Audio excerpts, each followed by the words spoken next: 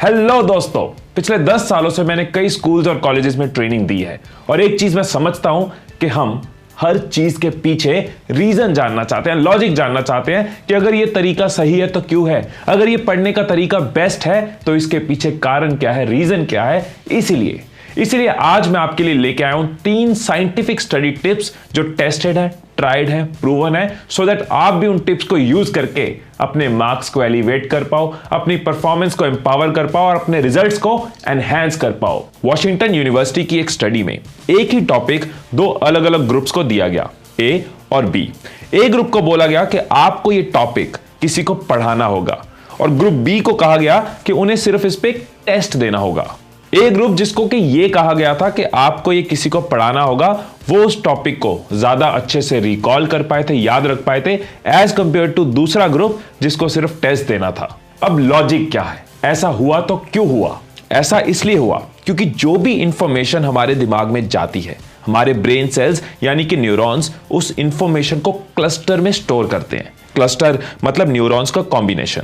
अब जो दिमाग में जा रहा है वो स्टोर तो हो रहा है, पर हमें सिर्फ स्टोर करना है क्या? हमारे वो किस काम का अगर जरूरत पड़ने पर वो याद ना आए। सो हमारा पर्पस सिर्फ चीजों को दिमाग में फीड करना नहीं है, हमारा पर्पस है कि उनको हम याद कर पाए, टेस्ट में क्वेश्चन करने पे, पूछे जाने पे हम उसको आंसर कर पाए। सो जब भी आप किसी और को या खुद को पढ़ाते हो तो आपके माइंड में सवाल और जवाब चलते हैं, जिसकी वजह से न्यूरॉन्स में उस इंफॉर्मेशन की एक्टिविटी बढ़ती है और इन मूवमेंट्स की वजह से, इस न्यूरल एक्टिविटी की वजह से बेटर स्टोर भी होता है एंड याद भी रहता है। सो अपने टॉपिक्स को अच्छे से याद करने के लिए किसी और को पढ़ा सकते हो या फिर अगर कोई नहीं मिल रहा तो खुद को पढ़ा सकते हो। इस तरीके से पढ़ो कि इस टॉपिक को पढ़ने के बाद मैंने खुद को पढ़ाना है। खुद को समझाओ, खुद को एक्सप्लेन करो, खुद को सवाल करो, खुद से जवाब दो। इस प्रोसेस की वजह से आपकी न्यूरल एक्टिविटी बढ़ेगी, मूवमेंट बढ़ेगी, चीजें ज्यादा अच्छे से याद होंगी और जरूरत पड़ने पे जल्दी याद आएंगी। सो मेरी फर्स्ट टिप याद रखना, टीच समवन और टीच योरसेल्फ। अभी मैं आपको बोलूं बुक, तो आपके माइंड में ये आया था या फिर BOOK लिखा आया था? अभी मैं बोलता हूं मोबाइल, तो आपके माइंड में आपके मोबाइल की फोटो आ रही है, किसी और मोबाइल की फोटो आ रही है, ना कि MOBILE लिखा आ रहा है, ना कि टेक्स्ट आ रहा है, ना कि अल्फाबेट्स आ रहे हैं। ऐसा क्यों हुआ? ऐसा इसलिए हुआ क्योंकि हमारा जो दिमाग है वो इमेजेस में सोचता है, इमेजेस को ज्यादा अच्छे से याद रखता है और ये सिर्फ साइंस ही नहीं कहती, मैंने अभी के अभी ये प्रूव किया है। फ्रेंड्स, अगर हमारे दिमाग में किसी बात की पिक्चर बन जाए ना तो वो हमें ज्यादा अच्छे से याद रहती है। फिर चाहे वो ट्यूशन का पहला दिन हो या कोई झगड़ा, कोई एक्सीडेंट हो, थोड़े दिन पहले जब पापा ने गुस्सा किया था तो उनके गुस्से वाला चेहरा, या फिर वो पहला प्यार। सो टाइम टू टाइम बहुत सारी रिसर्चेस ये प्रूव कर चुकी हैं कि विजुअल मेमोरी से हमारा अटेंशन स्पैन बढ़ता है, यानी कि चीजें हमें ज्यादा अच्छे से याद रहती हैं।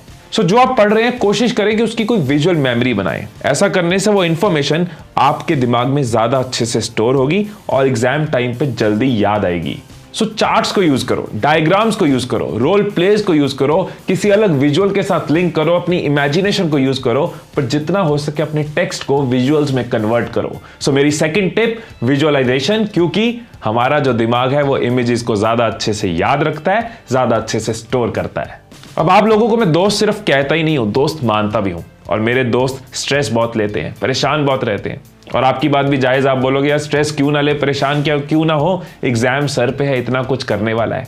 इसलिए मैं थर्ड टिप में क्विक फिक्स लेके आया हूं आपके स्ट्रेस और आपके फोकस के लिए। मैं समझता हूं टाइम जब कम होता है तो हमें क्विक फिक्सेस चाहिए होते हैं, लेकिन साइंटिफिकली प्रूवन हो, लॉजिक हो तो वो काम का होगा। सो जब भी पढ़ने बैठो, पढ़ाई शुरू करने लगे हो, तो शुरू करने से पहले 2 मिनट या 3 मिनट या 1 मिनट ओम बोलो, ओम का उच्चारण करो। एग्जाम शुरू होने वाला, आंसर शीट मिलने वाली, क्वेश्चन पेपर मिलने वाले हैं, एक बार आंखें बंद करके या सामने दीवार को देखते हुए मन में, एग्जाम में मन में बोलना है तो मन में ओम बोलो। घर में भी लग रहा है यार परेशान हो गया, पढ़ पढ़ के काफी स्ट्रेस हो रहा है, फोकस नहीं हो रहा, सब चीजों को छोड़ के 2 मिनट, जस्ट 2 मिनट निकालो और एक लंबा ओम बोलो इस तरीके से,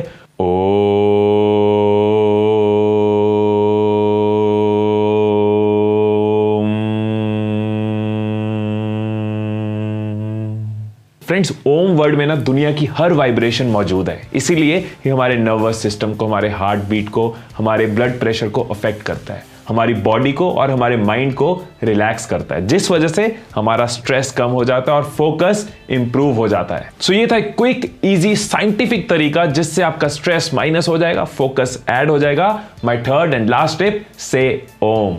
सो फ्रेंड्स, ये थी आपके दोस्त की छोटी सी कोशिश आपके एग्जाम्स में, आपकी पढ़ाई में आपको हेल्प करने की, सो दैट आप बेटर परफॉर्म कर पाओ।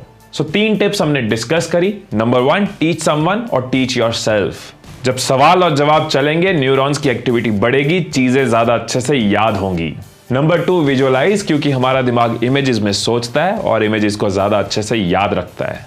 नंबर 3, से ओम, स्ट्रेस कम करने का, फोकस बढ़ाने का क्विक एंड इजी फिक्स। अगर आप नॉलेज और मोटिवेशन की रेगुलर डोजेस चाहते हैं तो स्क्रीन पे लिखे नंबर पे आप अपना नाम व्हाट्सएप कर सकते हैं। मैं और मेरी टीम आपको असिस्ट करते रहेंगे, आपको एम्पावर करते रहेंगे। वीडियो अच्छी लगी हो तो लाइक दबा देना और कमेंट्स में जरूर बता देना। आपको स्क्रीन पे एक लिंक नजर आ रहा होगा, आप उसको क्लिक कर सकते हैं और स्टडी टिप्स के रिलेटेड और कई सारी वीडियोस को देख सकते हैं। फिर मिलेंगे अगली वीडियो में। Till then, stay blessed, stay inspired, all the best.